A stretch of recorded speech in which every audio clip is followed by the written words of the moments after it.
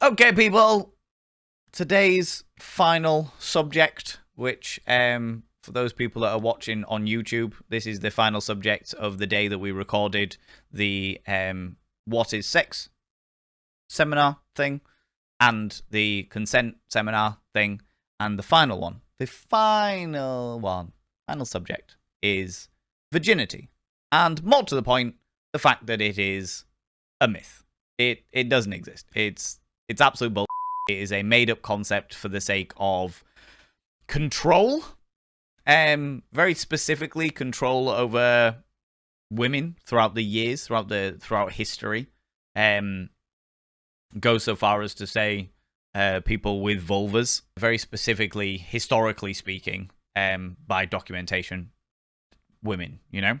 Now, first things first. I like to start with definitions because I feel like definitions is a great place to understand where there's a great first step in any subject is what is the definition of a virgin? A definition of a virgin is a person who has never had sexual intercourse. The definition of sexual intercourse is the act carried out for procreation or for pleasure in which typically, the insertion of a male's erect penis into the female's vagina is followed by rhythmic thrusting, usually culminating in orgasm. Thank you very much, Collins Dictionary. So that is the definition of a virgin. Somebody who has not had sex before. Somebody who has not had sexual intercourse before. Typically, the insertion of a penis. Naturally, this brings up a whole load of questions about what is sex? And if you would like to, if you're watching this as your first video on YouTube and you would like to go back and watch the video on what is sex, I would strongly recommend you do so because it was a very, very interesting video and fascinating. And we talked about sex between people with vulvas and sex between anal sex and oral sex and the importance of all of those things, But now we are talking about virginity. And more to the point, the fact that it is throughout history, the meaning of virginity has changed. Oh, yes, friends. Yes, virgin did not always mean someone who hadn't had sex. That is not what it always meant. It meant something completely different. It meant something completely different in historical times, and this is why I find this subject so unbelievably interesting. However, as society has been in the recent years, and when I say recent, I mean the last 100 years at least, the perception of virginity has been quite counterintuitive in regards to societal understanding. Taking the binary genders, though we understand that the non-binary genders, as in genders outside of man and woman, have existed since the dawn of time. And I'm sure at some stage I'll do a video on all of that as well, because I think it's really important. Though we understand that these genders have existed since the dawn of time, the vast majority of societal understanding, and more to the point, texts, medical texts, have dealt with the binary genders. So for all of those people that are of non-binary, that are non-binary or a gender outside of the binaries, please understand where I'm coming from when I refer to man and woman, and also trans people. I would appreciate your understanding as well. Thank you very much. I just want to prerequisite that I understand that there are more than two genders. I understand that trans people exist, and I 110% stand with you and your right to exist for starters, But I don't want people misunderstanding that where I'm coming from here obviously refers to a lot of historical texts, historical understanding, historical studies that are based around what they understood the genders to be at that time, okay? So for the past 100 years, realistically speaking, there has always been this perception of you weren't a real man until you had lost your virginity. The idea of, oh, did she make a man out of you? Did she make a man out of you? Are you a real man now? You weren't considered to be a real man until you'd lost your virginity. Which was counterintuitive to society's understanding of the woman, which is you were looked down upon if you were not a virgin at the point of your marriage, you know? So if you look further back in history, like that, we're talking the last 100 years, it was like societally to men, you have more value as a virgin woman, as a virgin wife, as a virgin bride, which is one of the reasons why sex workers were always looked down upon. If you go even further back in history, you were more valuable as property because women didn't get rights to be actual human beings until very, very late on in recent years, you know. It was only 1914 that the women got the right to vote in this country, in the United Kingdom. I'm not going to speculate on other countries because I know that there are a variety of other countries out there where women still don't have the right to vote, and they are still perceived as the property of their husbands or the property of their fathers. And I personally find that all very, very backwards. But the most important thing in this regards is to understand their that dynamic, the counterintuitiveness of you weren't a real man until you'd had sex versus you are not a valuable woman if you've had sex, which makes no sense at all by any stretch of the imagination. The actual word virgin comes from the Greek word Virgo. Virgo means maiden. It does not mean untouched. It does not mean pure. It does not mean sexually inexperienced. It means maiden. As a result, the word virginity, or more to the point, the word virgin didn't always mean untouched. It didn't mean sexually inexperienced. The original terminology for the use of the word virgin was used to describe free women or a free woman, which is to say that was the word virgin was used to describe a woman who was independent, autonomous. She was untied to men. She was her own mistress. Virginity and virgin were once used as terms of power and strength. They were used to describe independence. Used to describe goddesses who were immune to the temptation of Dionysus. So they were used for I can't remember which goddess it was now, but they were used to describe a goddess who was immune to the temptation of the god of seduction and wine. They were immune to seduction. They were immune because they were strong, independent. They had their own autonomy. They were untied to men. They didn't need a man in their life to be strong and powerful. And that is the origin of the word virgin. This naturally changed with Catholicism and Christianity. This actually changed with Catholicism and Christianity. There is a book out there called A Woman's Encyclopedia of Myths by Barbara G. Walker. But Woman's Encyclopedia of Myths and Secrets. And Barbara suggests that the Virgin Mary was actually just a young, independent woman. And that was the reason why she was described as the Virgin Mary. She was a young, independent woman, strong of mind. But of course, that doesn't make sense for the idea of the birth of a god. Now, I am not here, I want to be very, very clear, I'm not here to question anybody's faith. I am not here to dissuade you from your faith. I have no interest in your relationship to your God. That is you and your faith, and you are entitled to it, and I respect you and your religion as I respect everyone and their religions, okay? I am literally retelling the information that I have researched, okay? The idea that the Virgin Mary was a independent woman But of course, Catholicism and Christianity as a whole, but Catholicism, it was the first church, didn't like the idea of her being an independent woman. And I'm not just talking about the patriarchy, though obviously the patriarchy would have an aspect in there. It was men that led the church. It was men that wrote the scriptures. It was men that had everything to do with Christianity in that regard.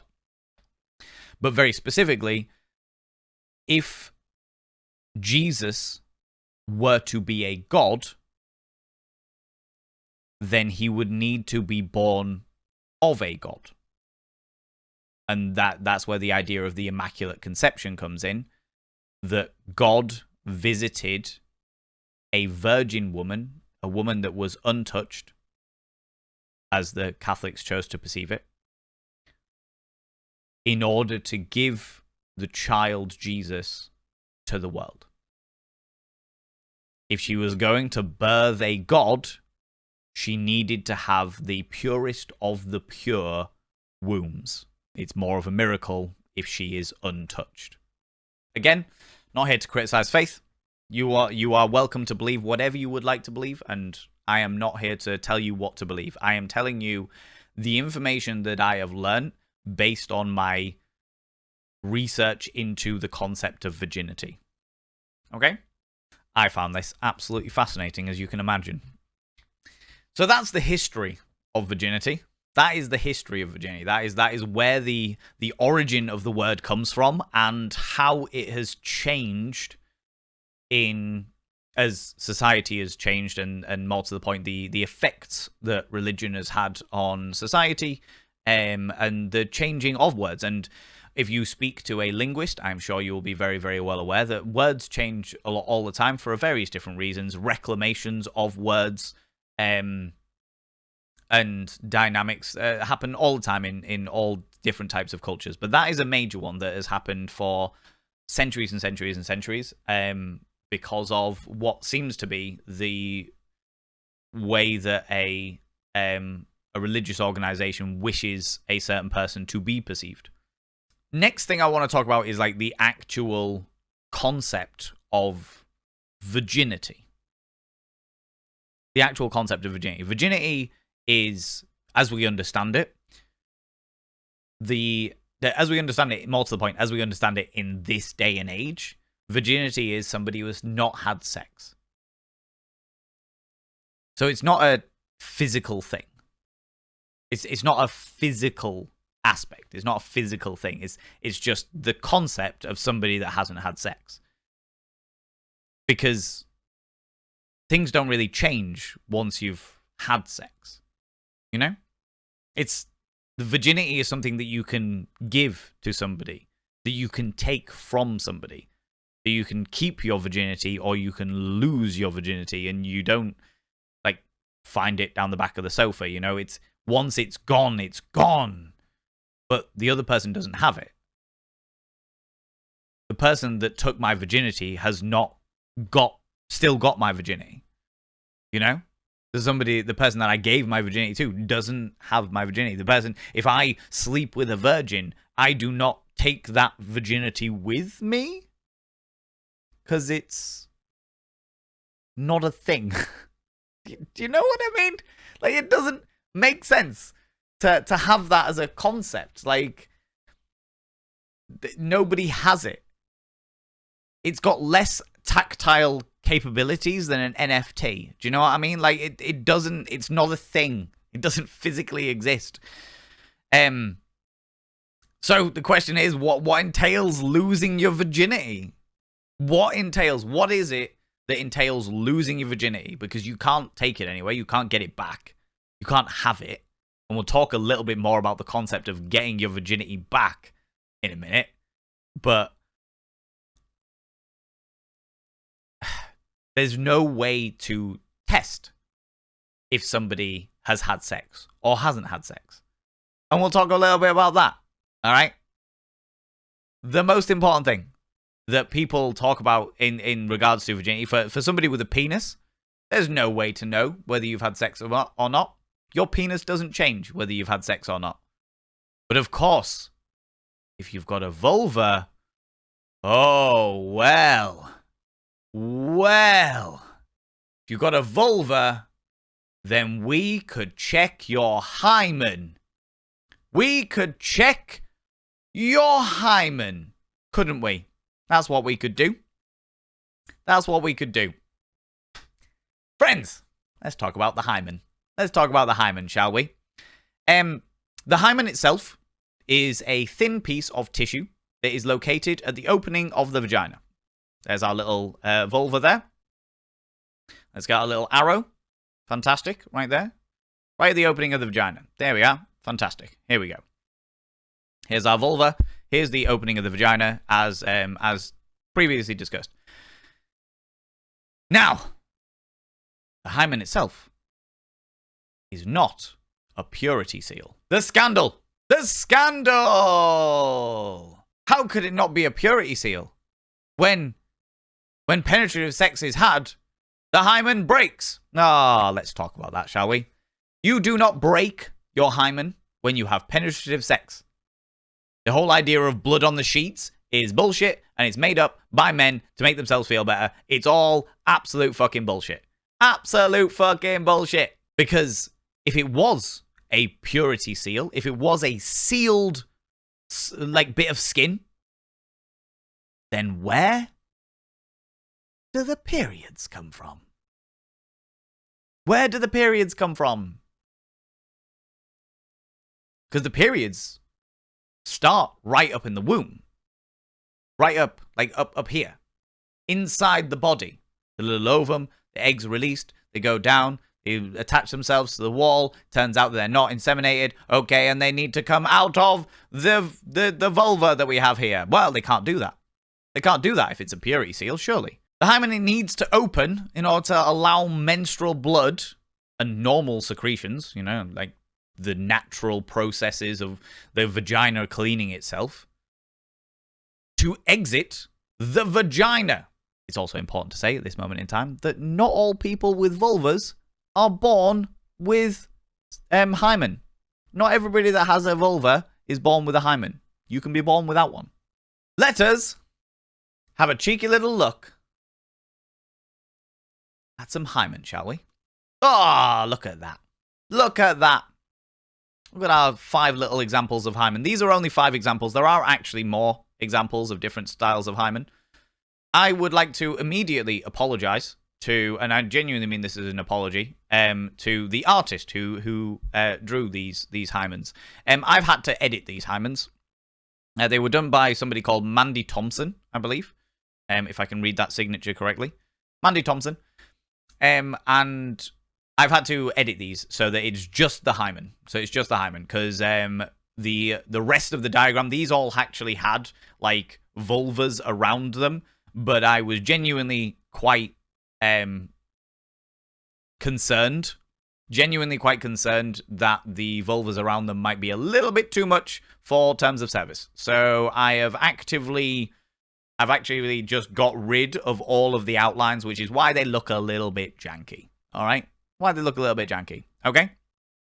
So here are 5 examples of our hymens, and I'm going to talk about each one. Now, this one over here, this one underneath my little hand here, that is a normal hymen. That is what the vast majority of people with vulvas have. This is the kind of hymen. So it's a sort of donut-y shaped, a bit of skin that's got a big hole in the middle, and it contracts and restricts depending on what is going on. And it's a muscle. It's a muscle, you know? We then have this hymen, which is an imperforate hymen. An imperforate hymen, which has no hole at all. But we'll talk about that momentarily. We'll talk about that in a second, all right? Then there's this one. This is a microperforate hymen, which is the hole. The hole is very, very small. It's a very, very small hole, okay? We then have this one over here, which is known as a cribiform hymen, where there is a variety of little holes. It's like a little mesh that's covered there.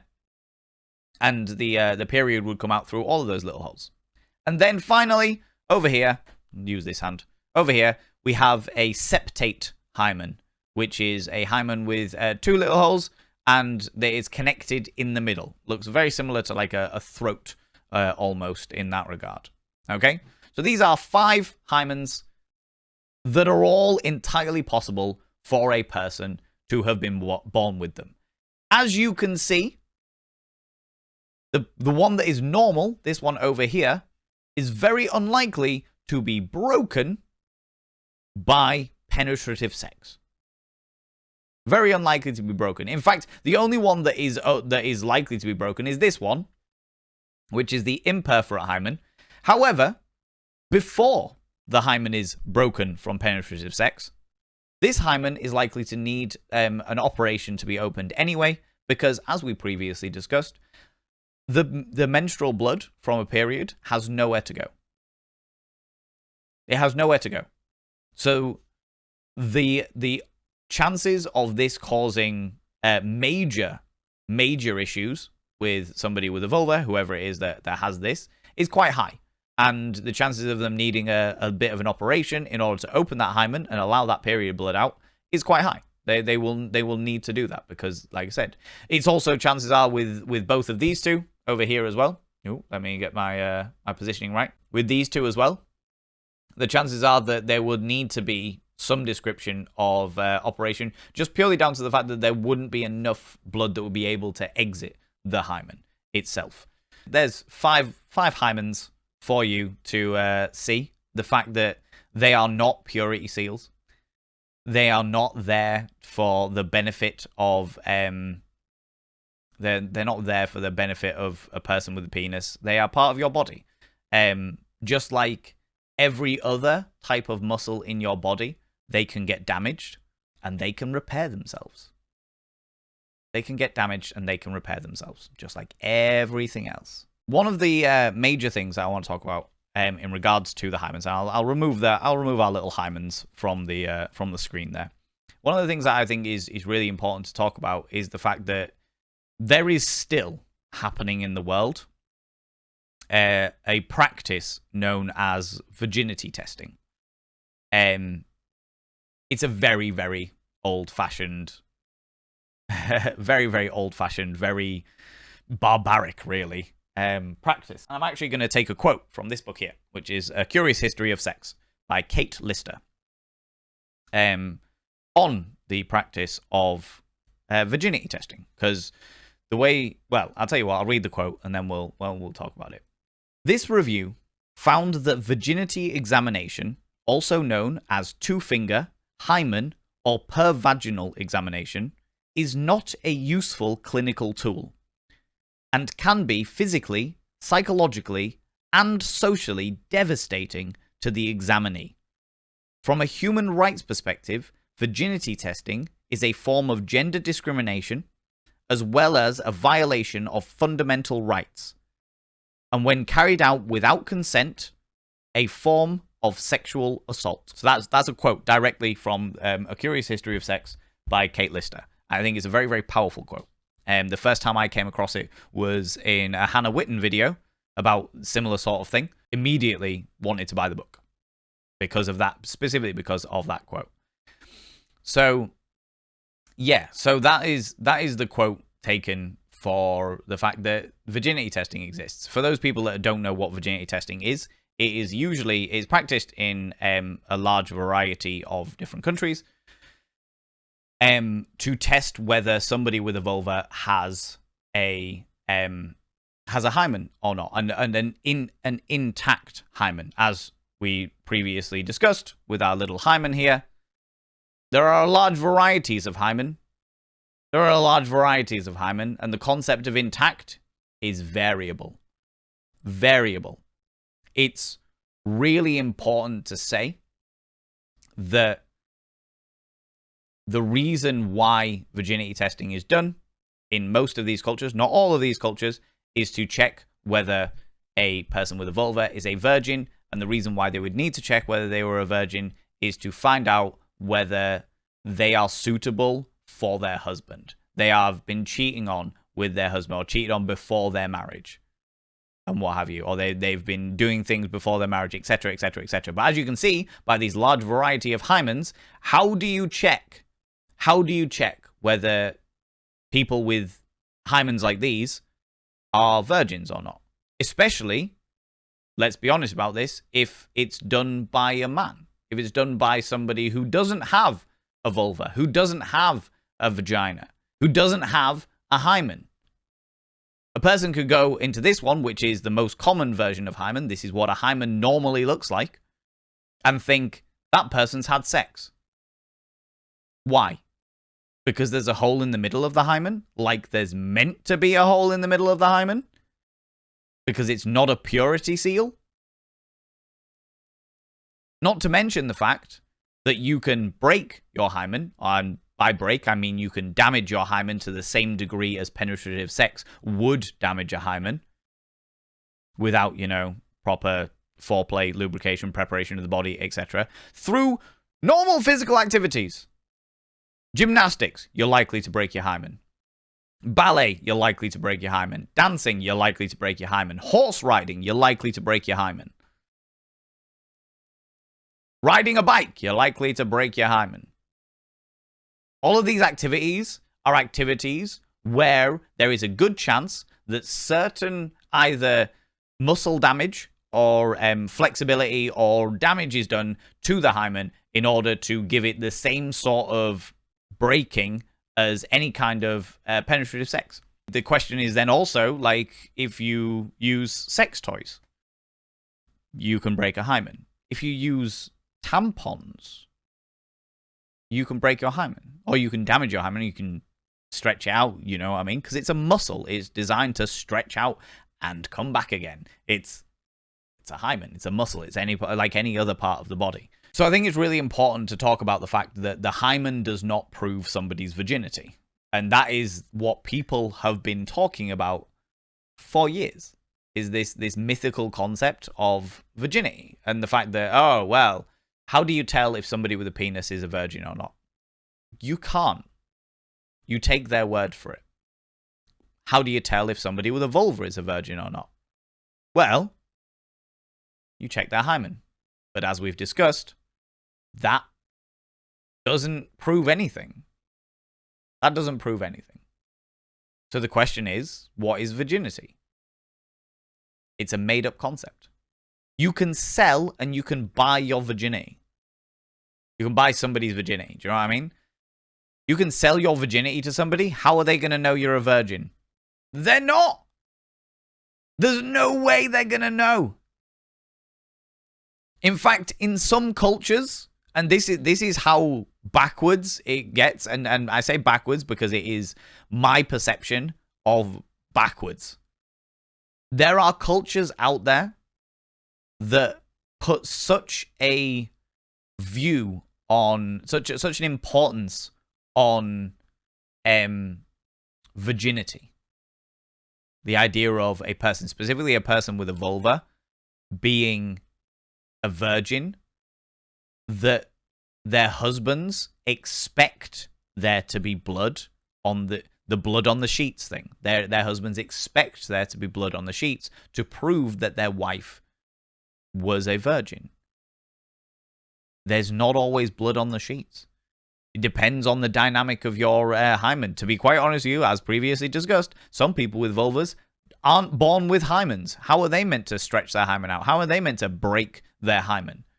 And as a result, there is a cultural understanding within certain places, and I can't off the top of my head remember exactly where, but there are certain understandings that a person with a vulva will put something inside their vagina that will cause blood, whether that be some chicken blood, whether that be some pig blood, something that will be bleeding inside their vagina to maintain the visual dynamic of blood on the sheets, regardless of whether they've had sex or not in the past. You know? It's a completely made-up concept. You haven't had a, like, specific type of sex. So what? What the fuck does that matter? Let's also remember, as a point of interest here, the fact that you can there is literally a multi-million-dollar industry of buying your buying your virginity back. And what do I mean by that?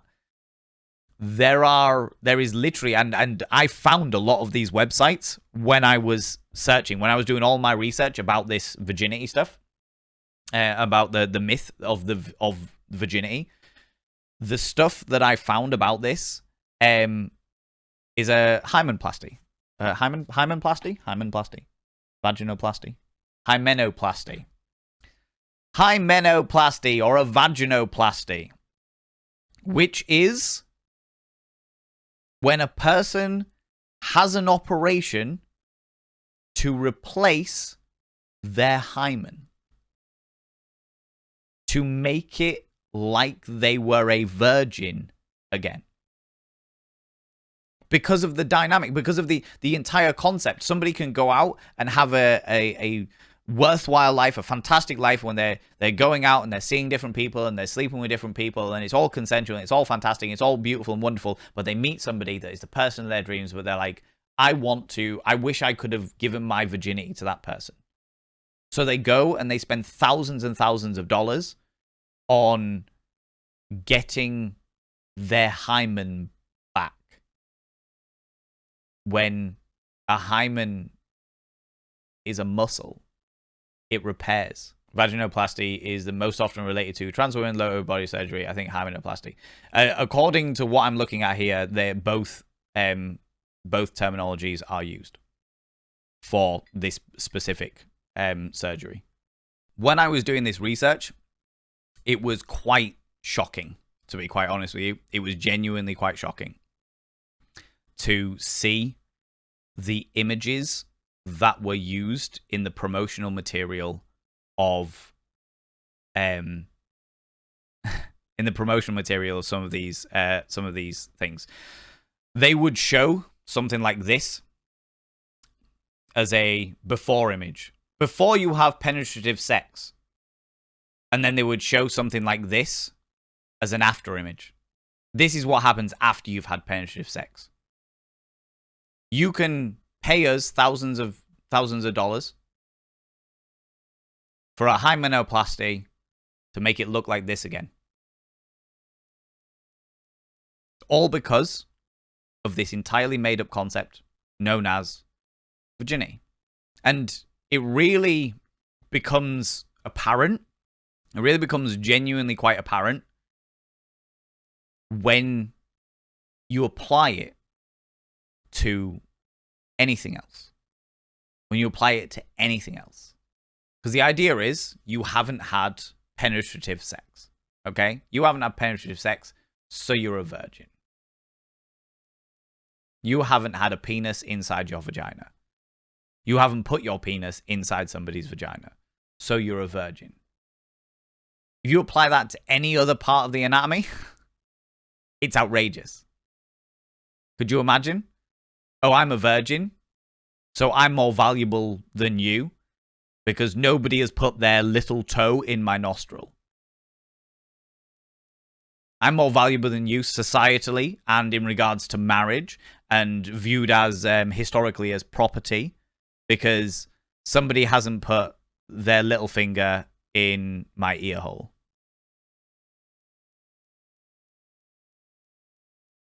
Somebody hasn't put part of their anatomy inside my anatomy. I haven't put my part of my anatomy inside their anatomy. It's completely preposterous when you think about it for any other reason. But as soon as it's to do with sex, and specifically PIV, penis in vagina sex, it's super important. So important that you could sell it. And do you know what? You could probably sell it over and over and over again.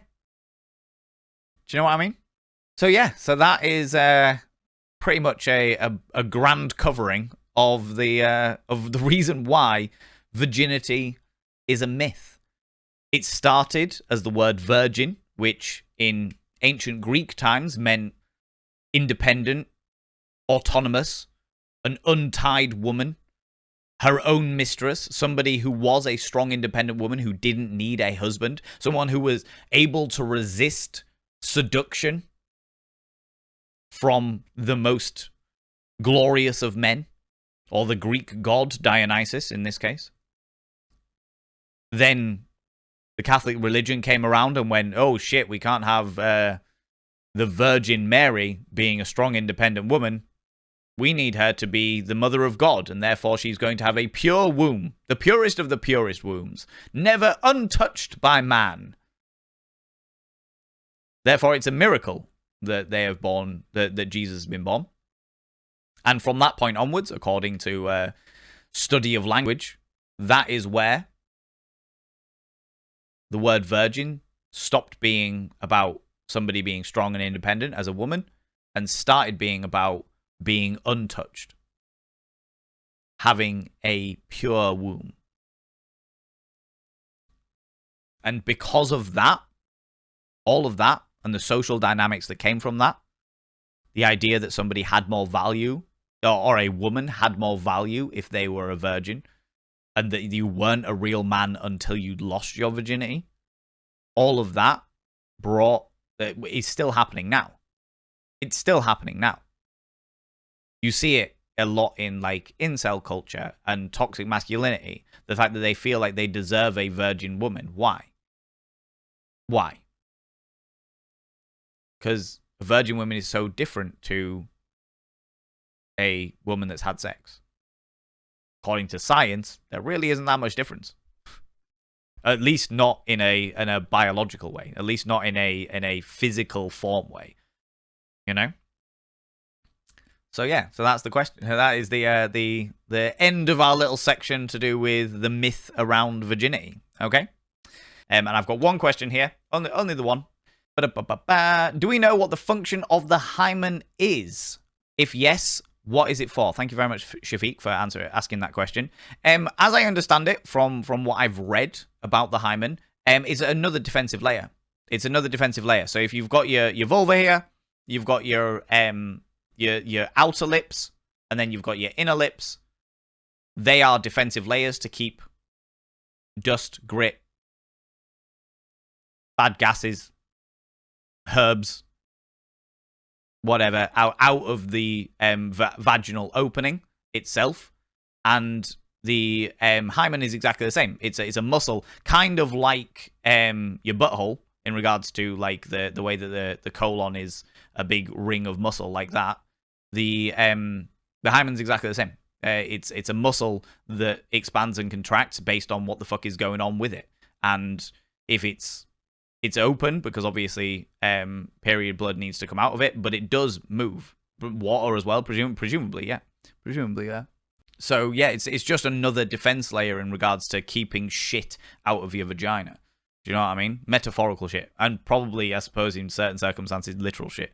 But the most, like, the important thing about it, like, I want to add on to that for those people that don't have vaginas themselves, don't have vulvas themselves. The vagina is self-cleaning. The vagina is self-cleaning.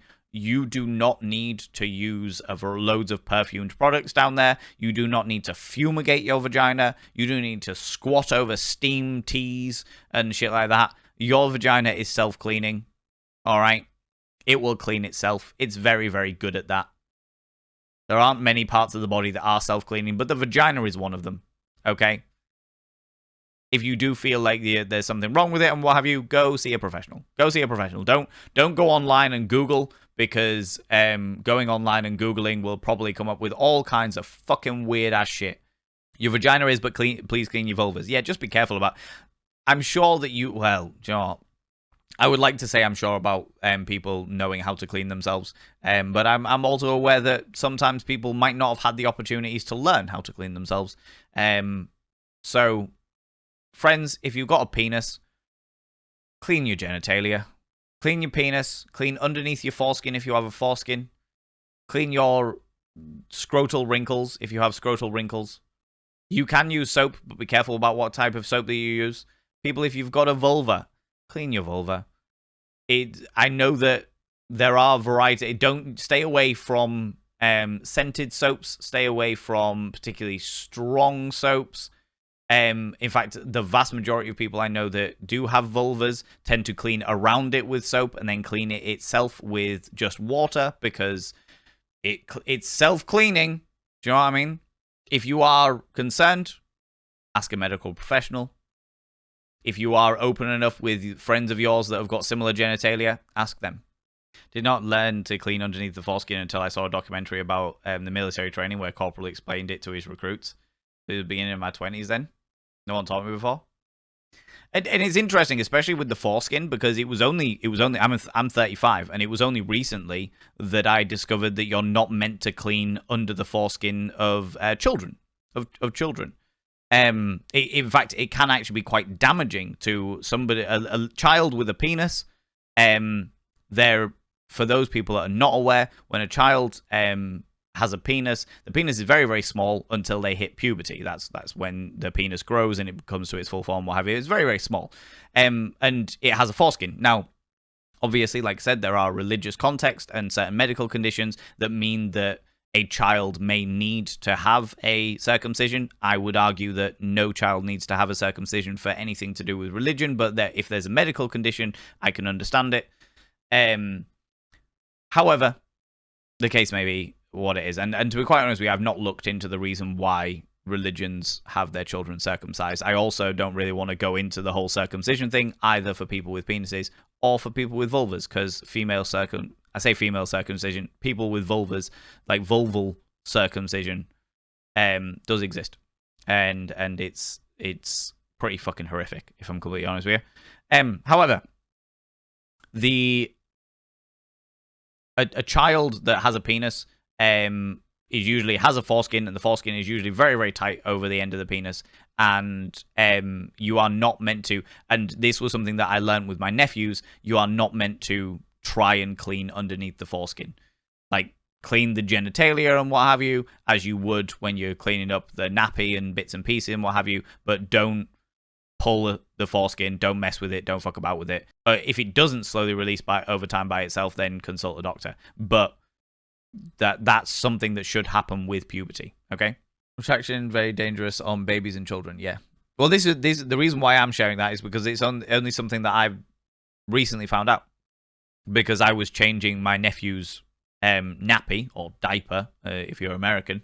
I was changing my nephew's nappy, and it was something that I was like, oh, I've never even considered this before, and I didn't do it, but I did have questions, so I asked my sister, and I asked somebody else I know who's a mother, and was like, question, is this something you need to do? Do you need to do, because I'm a grown man, and I don't remember I don't ever remember doing anything when I was a kid, or being in a situation where I had to do that as a kid. So I asked the question, and they were like, "No, don't do it. It's really bad for the kid." And I was like, "Cool, no worries." I asked the midwife as well.